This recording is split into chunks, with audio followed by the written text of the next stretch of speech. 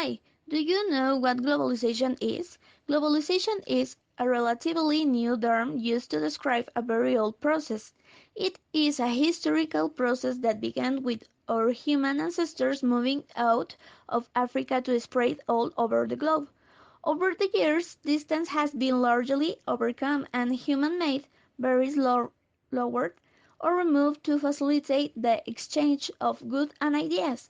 Because of the desire to improve one's life and helped along by technology, but the interconnectedness and interdependence have grown. This increasing integration of the world or globalization has enhanced life but also created new problems. Globalization is a hot topic these days. Mexico, the United States' southern neighbor and their largest trade partner, has served as the subject in a large-scale experiment on the effects of globalization over the last 2 decades. Mexico's role as a globalization taking root is because of the country opening its economy to the rest of the world. Globalization in Mexico has had indisputably positive effects on the national economy. In the 80s and 90s, Mexico loses its trade restrictions and reduced traffic, and signed the North America Free Trade Agreement with the United States and Canada. This action contributed to the tripling of Mexico's GDP between 1980s and 1992. The Mexican government has been, for the most part, positive of the trade expansion and development with the country. Economic growth as a result of the globalization in Mexico has centrally benefits with Mexican business and industry, but it has not benefited all of the country's citizens. There are many voices of the both sides of the globalization argument. Those in favor says that it raises the standard of living and support economic growth.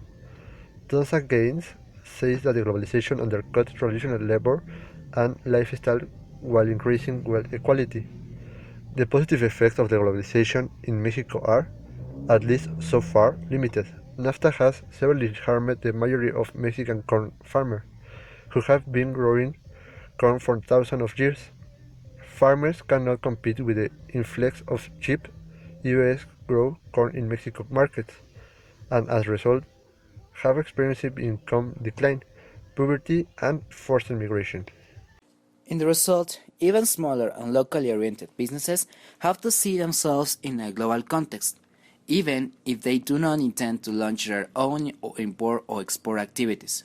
Doubtless, a major strength for many SMEs is their close customer contact and their ability to maintain close customer relationships.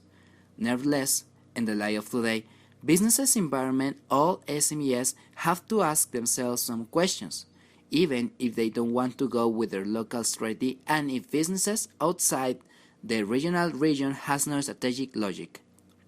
Could a cooperation with international partners, suppliers enable to us provide value added to our customers that would tie themselves even closer? Would such cooperation improve our profitability?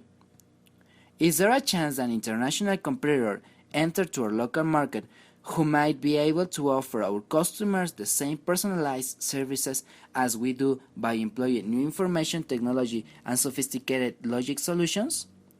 How do we think about the risk that our customers might look for on new suppliers by using the internet? Especially for growth-oriented SMEs, export will be an important strategic option to achieve continued business growth.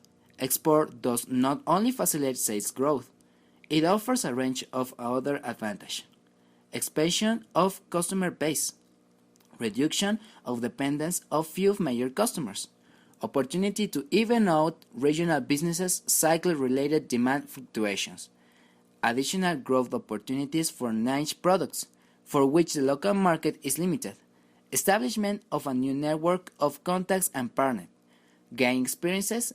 This can be used to improve offers to traditional local customers.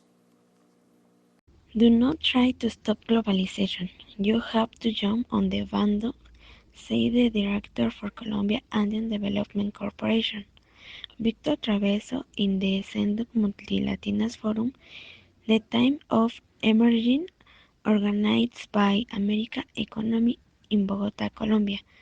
Traveso says that the company that cannot adapt to globalization will not survive and that this represents a major challenge of Colombia companies accustomed to tariff protection, family origin companies, and non-transparent practices. For researching CL of Deloitte, you participate with Traverso and Fernando Moncayo, founder of Asian Group on Globalization in a Changing World panel. Globalization is a process not over because there are still many differences in all markets that companies need to recognize at the time of waiting to enter with their products or services. You cannot clone a business model from one country to another. You have to adapt, and for that we must be flexible. Cheng said, and for that he added, it is essential to preliminary study of each market. Facebook is a prime example of modern-day globalization and adaptation. Facebook showed up on the map specifically for college students and soon spread to everybody not just in the United States but around the world. This one website revolutionized how people could connect and share information. It is used to promote individuals, but in a way to get bigger, it's also used to promote companies. According to the video social media revolution, Facebook tops Google for weekly traffic in the US. This is huge considering how global and popular the search engine Google is. Twitter followed Facebook but amped up social media at the same time. Instead of users focusing on themselves, they could focus on spreading news and current events to their followers. Twitter is about being concise and getting straight to the point. Twitter's line down what Facebook started. This correlates to globalization because as the world becomes more globalized, information it is sent faster and slimmed down the smallest or cheapest it can be.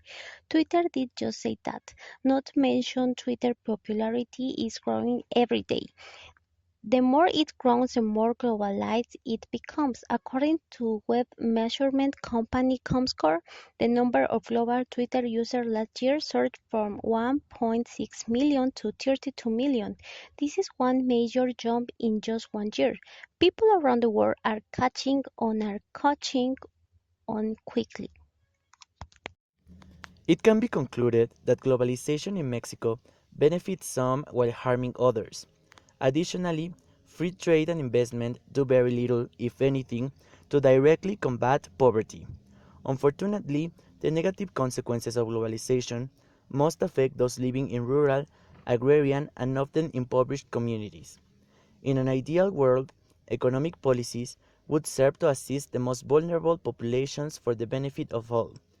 But unsustainable systems that increase inequality while undermining effective traditional lifestyles are unlikely to change until global leaders begin to prioritize people over benefits. In the end, we can say that the world is changing very fast, and if we want to be updated, we have to keep up with what's going on everywhere and create strategies so we can face whatever is or will happen.